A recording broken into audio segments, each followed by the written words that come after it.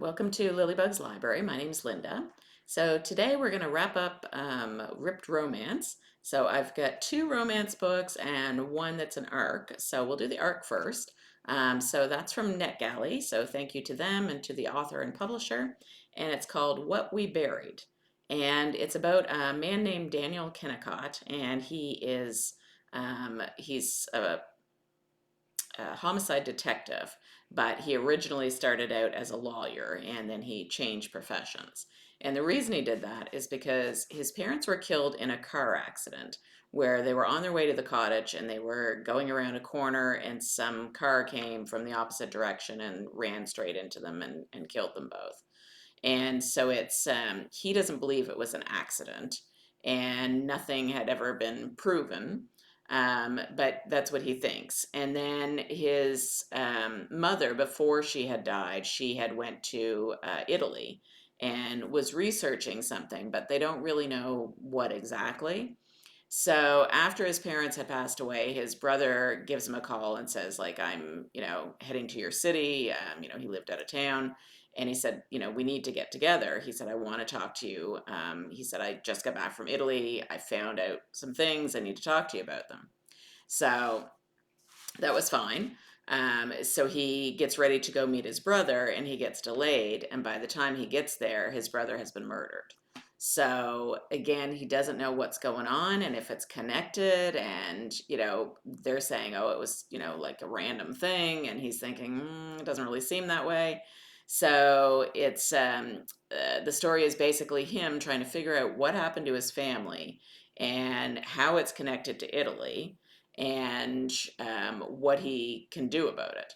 And his boss that he has is the same man who actually was there um, investigating when his brother was murdered. So now this man is his boss. And so even though it's 10 years later and it's a cold case, kind of under the radar, his boss is trying to help him with this. And they know that it all kind of somehow starts in Italy. So it's a lot of interesting twists and turns. It is historical fiction. So what happens, what they tell you about in Italy, is something that had actually happened, and it kind of goes from there. So they weave kind of Canada and Italy in together with the two different spots. And he does a really nice job of it, I have to say. Like, the story was very interesting, told me a lot of things I had no idea about. And I'm a bit of a history buff, so it's oftentimes I read the same books over and over that tell you kind of the same story. So I really, appreciate it. This one was something I didn't know about. And the whole thing was done really well. I would give it 4 out of 5 stars. The plot was good, the characterization was great. Um, you really, I don't know if it's the type of book that really elicited a lot of like um, feelings about the family, but at the same time, you're kind of invested in the story. The only thing that probably kept me from giving it a 5 out of 5 is just the fact that the way that it ends, that there's probably a second book coming. Not that I wouldn't like to see a second book, I would read it, but I just want it. I just wanted the ending to be a little bit different, and it didn't quite get that. And I'm sure if you read it, you'll get what I am talking about. But overall, it was very good. And like I said, it comes out on February 28th. And this was an author I hadn't read before, so if you're the same, give it a shot. If you like historical fiction, I think you'll probably enjoy it. So that was that one. And then the next one was it's kind of a funny story. I read The Making of a Highlander, which actually was not on my ripped romance list. What was on my ripped romance list was Highland Healer. And apparently I got confused and somehow ended up reading this one instead. Anyway, there's a Highlander in it, but it was good. It was about Annie, who's Scottish, and then John, who's actually an Englishman, and he sees Annie in the town, but she's kind of he doesn't really know what's going on with her, but she's kind of known as being crazy because she's talking to someone who's not there, as far as anyone can tell.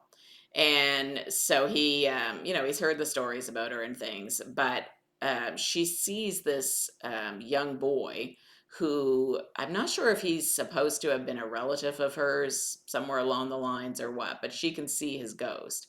And in the midst of all this, the ghost tells her that she needs to marry a lord in order for him to stay in her universe, so she can keep seeing him. She needs to marry a lord. Well, she's very rough around the edges, and she's definitely not, lady material at the time. The only person she knows that's got some kind of a little bit of class to him, if you want to put it that way, is this John. So she goes to him, and he's an Englishman, and she makes a deal with him that she will teach him, kind of how to be, more Scottish in nature, and some of the different, phrases and different things that he would need to know.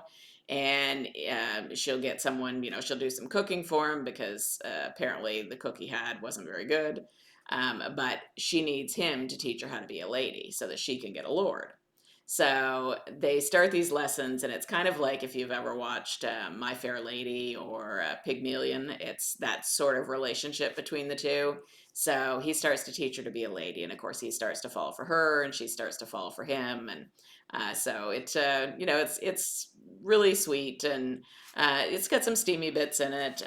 No language, I don't think, at least not that I noticed. But it was very cute, and I really enjoyed it. I think I would give it probably about a 3.5, rounded up to 4. And then keeping the theme of 4, the last one that I read, just finished, was called Not by Sight. And there was 2 book covers for it, which that's one of my pet peeves. If you've been on here for very long, I really hate when they do that. But anyway, there's both of them, and it was good. It was Stone River Book 2, it said, and so I'm not sure who was in Book 1, or how many there are to the series, but this was supposed to be Book 2. So it starts out with Emma, who has been blind since she was 14. She became blind when there was a car accident that killed her mother. And so she finds she's working in her father's restaurant.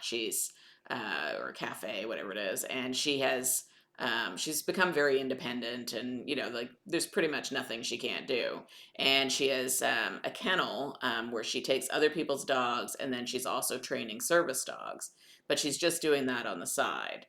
So her dream is to do that full time, and so she's trying to earn the money to do that. And she's an adult. She's living still in her father's house, and she'd like to also have enough money she can move out on her own. And so the other half of the equation is this guy named Ian, and he is recently blind. He is a SEAL, and during a rescue mission, he got shot and lost his eyesight. And so he's not taking it well, and he's refusing to do anything. He's very angry. He just doesn't want anything to do with anybody.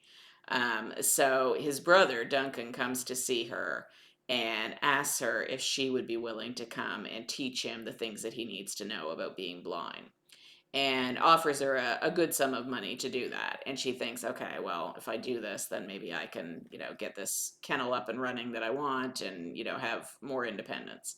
So she agrees to do it.